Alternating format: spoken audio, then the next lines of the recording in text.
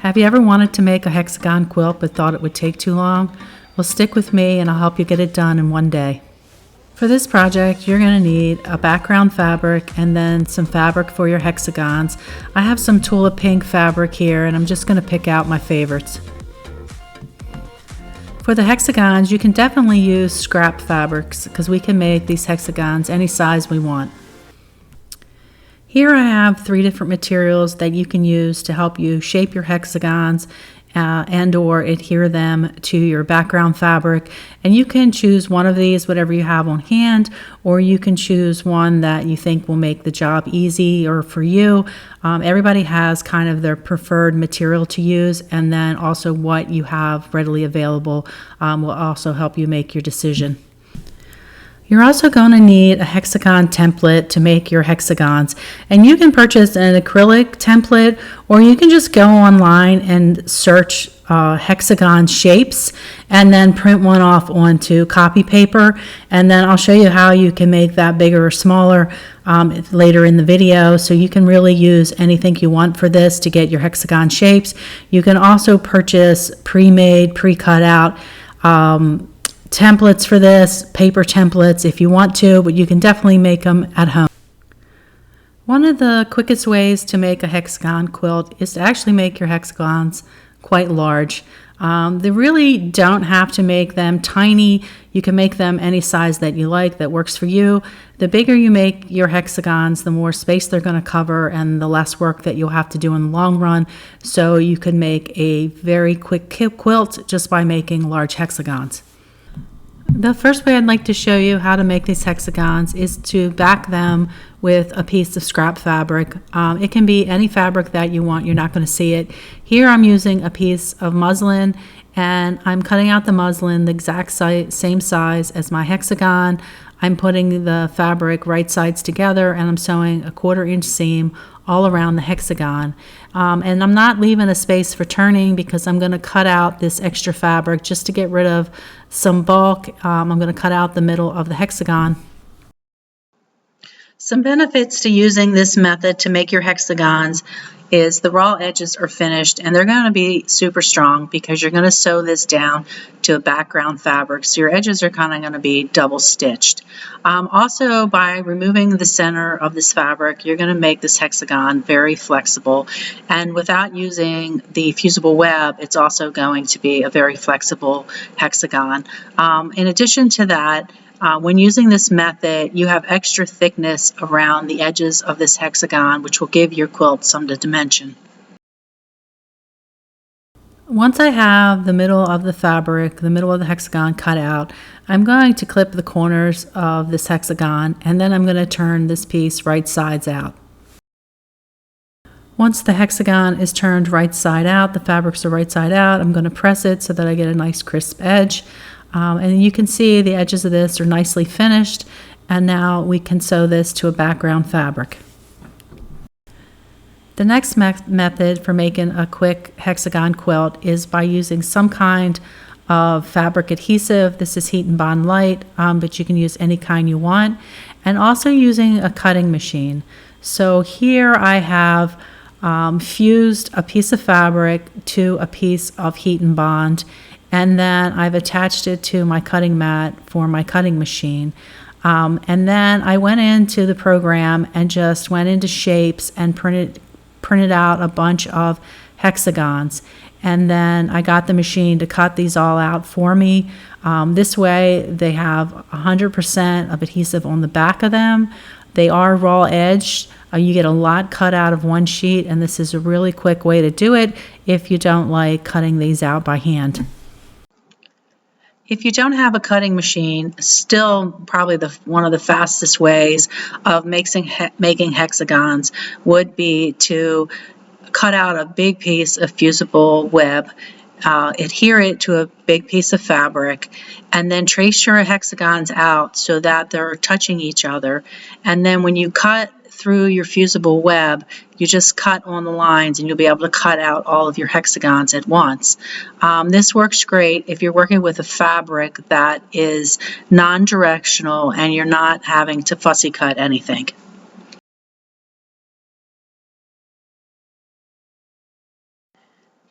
If you have fabric that you want to fussy cut and you want to use fusible web, you can put the fusible web, the paper side down to your mat for your cutting machine, and you can cut all of these hexagons out of your fusible web without attaching it to the fabric.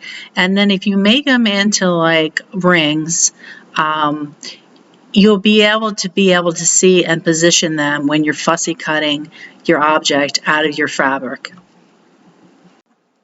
When I did this on my cutting machine, I just made the inside hexagon about 3/8 inch on each side smaller than the bigger hexagon. And that way I was able to get these pieces that I could fuse to the back of a piece of fabric. And you can make them in any size that you want. You have that ability with a cutting machine if you have one. If not, you can definitely do this by hand. It's not important that your edges be exactly any one size. It's just a good thing to get the middle cut out so that when you're fussy cutting, you can see to position this fusible web.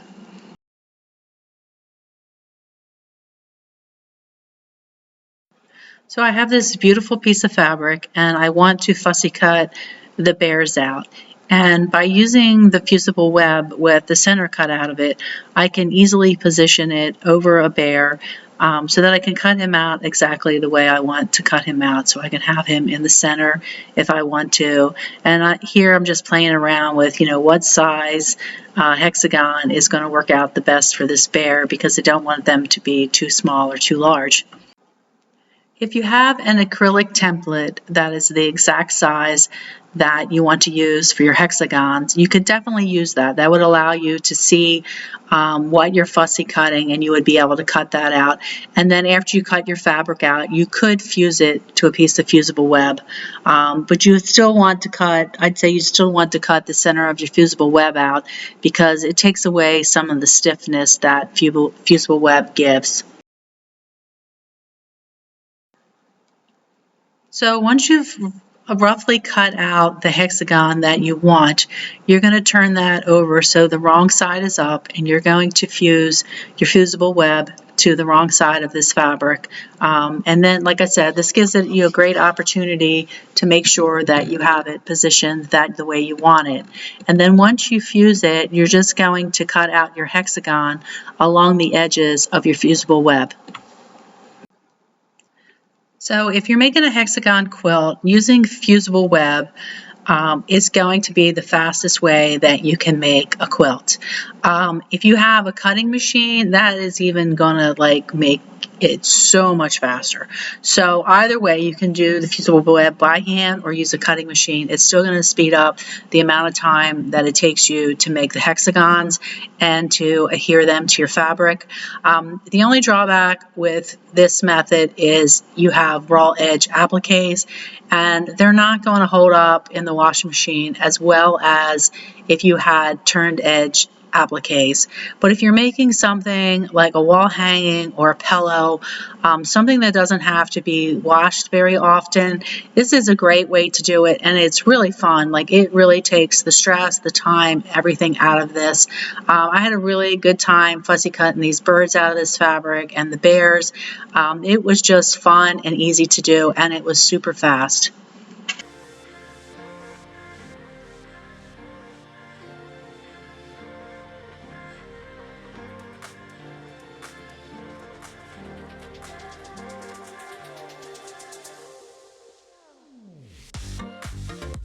The last method that I wanted to show you was using freezer paper, and freezer paper is very much like using English paper piecing, where you're using paper and you're wrapping the edges of the fabric around that paper. The good thing about the freezer paper is you can cut it any size you want. So, for me, I used freezer paper to cut the really big owl in this video, and I mean, he is 12 to 14 inches big. And I'm not going to be able to go online and get English paper pieces already cut that size. And also, when you purchase English paper pieces, you buy like 100 at a time. I didn't feel that I needed 100, and freezer paper is something that I always have in my house for crafts, so I was able to use it for this project without purchasing anything additional. If you're not familiar with freezer paper has a paper side and it has like a wax side. And the wax side you can iron to your fabric. It doesn't leave a residue. It really works really well. It sticks really well until you're ready to peel it off, and then no residue can be seen. And you can even reuse the pieces a couple of times. They'll stick 2 or 3 times. So it's a great thing to use, and if you already have it in your house, you're not purchasing anything additional to do this project. So you'll iron the shiny side of the freezer paper to the wrong side of your fabric, and then you're going to cut your fabric so you have about a 1/4 inch extra fabric past where the freezer paper is, because you're going to fold that over and fold it back so that you have a turned edge there. So with this, you're going to go along your edges and you're going to iron them back over the paper. And you don't want to use steam for this, because the steam will cause the paper, the freezer paper, to kind of wrinkle up and maybe pucker and curl. So you don't want to use steam with this. The best thing to use with this is spray starch, and to put it on with a little paintbrush. Some people use, when they do English paper piecing, they use glue, but you're not going to be able to do this with glue, because we are going to remove the paper before we sew these squares, these keep calling them squares, but these hexagons in place. And when you English paper piecing, you leave the paper in to after you sew. So we can't use the glue, but if you use a little bit of spray starch, I usually spray it onto something, a cap or a piece of paper plate or something, and then I use a little paintbrush to wet the fabric. You want to keep the paper as dry as you can, but you can wet the fabric, and then when you fold it over and iron it, it'll stay really nicely in place. It'll be nice and stiff, and it'll stay folded over. The pros and cons to using freezer paper are, the pro, I would say this is really a lovely method to use. You have the turned edges. You're going to end up with nothing extra in the middle, no bulk. They really turn out to be fantastic. You've got the nice turned edge. You've got lightweight. They really work out well. I'd say the con, though, to doing this is time. This, for me, is the most time-consuming method that I've showed you. I'm not very fast at ironing this. I sometimes burn my fingers. This is probably my least favorite method to use, but I do love the results. The results, if you're patient, are well worth it. They turn out really nice.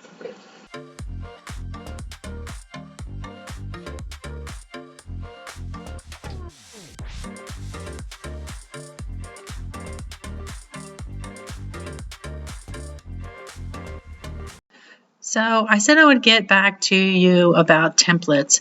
So if you don't have an acrylic template, you can go online and print out some hexagons. The shape is really easy to find. You can print out on your printer.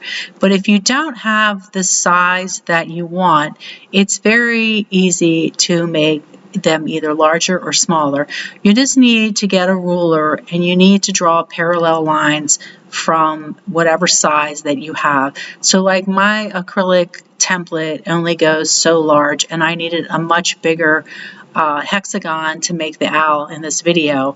So I traced my acrylic template, and then I ran parallel lines from the lines that already existed on the hexagon, and I worked it out so that I got the size that I wanted.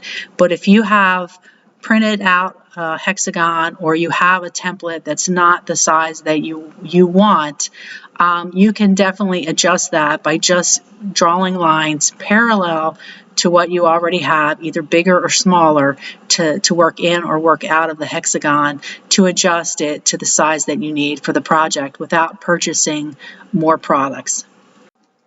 Another tip for making a quick hexy quilt is to cut multiple layers of fabric at one time if you're comfortable with that. Whether using a paper template or an acrylic template, if you can stack maybe 3, 4 or more layers and cut through that at one time, that's going to save you a little bit of time in the end because you're going to get all your pieces cut out more quickly.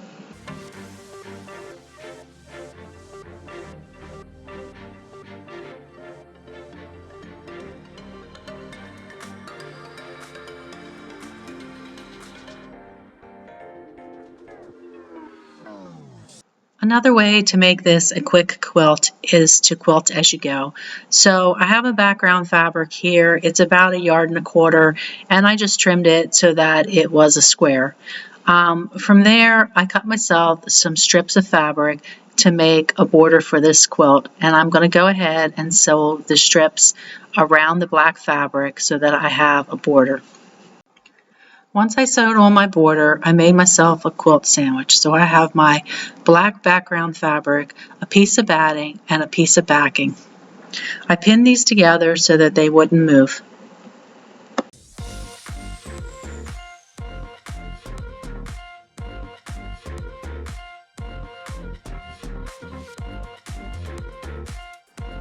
My next step was to arrange my hexagons onto my black background fabric. And this can be done in a variety of ways, and you can leave a space in between your hexagons so that you see your background fabric, or you can make the hexagons go side to side touching so that you can't see your background fabric. For me, that wasn't a possibility because I used 2 different size hexagons, so they really wouldn't fit together exactly. The smaller ones just were not proportioned correctly to fit exactly next to the other hexagons. But for me, I liked the black background showing through, so I just spaced these out to something that was appealing to my eye.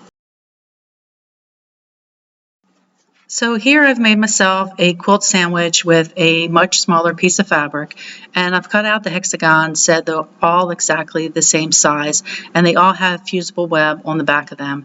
And I'm going to arrange them so that they have no space in between each hexagon. They're going to be side by side. So once you have the hexagons with the fusible web arranged the way you want them, you're going to adhere them to the fabric with a hot iron. So you're going to iron them in place. And then once you have them ironed in place, you're going to need to stitch around the edges of the hexagons, each hexagon. And if you use a stitch that goes across the seam into each hexagon, this will speed up the process. And also, if you try to sew the longest continuous line that you can going around the hexagons before you have to cut your thread and move your needle, that'll make the process faster. For the large hexagons in this quilt, where I use the muslin on the back of them, I safety pinned them in place, and then I sewed around the outside edge about 1/4 inch from the edge to adhere them to the background fabric. And then once I had them all in place, I did go back and I did some top stitching, some quilting in the middle of the hexagons to give them some texture. For all of the small hexagons on the black quilt, I arranged them as I wanted them. I removed the fusible web, I ironed them in place, and then I sewed them down with just a straight stitch around the edge, and then I went back and did some quilting in the middle of each of the small hexagons to give them some texture. If you decide to use freezer paper for this project, you will just need to remember to remove the freezer paper before you sew down your hexagons. You'll need to remove the freezer paper and then pin your hexagon in place. To finish this quilt up, I just did a meandering stitch on the black fabric to give it some texture and to finish up the quilt. So either project that I did in this video, whether the pillow or the wall hanging, can be done rather quickly. They're really quick. The pillow could be done in a couple of hours. It's very small, and if you have a cutting machine, that's definitely going to speed that up even more. The wall hanging, you could easily have this done in a day, and it's really an enjoyable project because you really don't have that many hexagons to cut out. I hope you like this video, and I hope you'll consider subscribing and returning to my channel. Thank you very much.